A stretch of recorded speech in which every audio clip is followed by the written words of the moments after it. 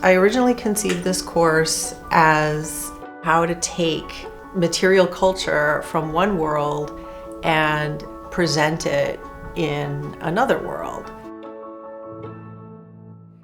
In Curating Culture Class, we are curating an exhibition for the Fralin Museum. The artifacts that we are creating an exhibition for are yads. They are Jewish Torah pointers used to read the Torah. Adonai amar elai, Adonai.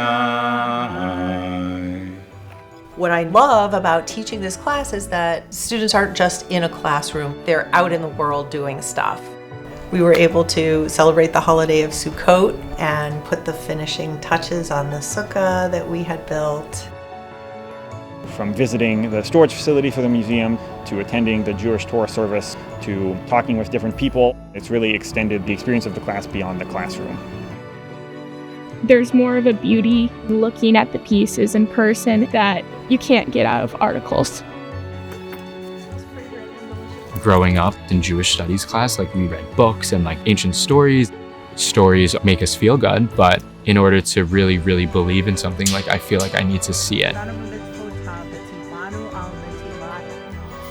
This class has taught me a lot about listening and about trying to include different voices and how to engage with everybody in a way that's respectful.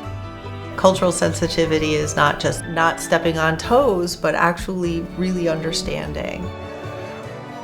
Culture is not a bunch of isolated facts. You really need to have a sense of the whole.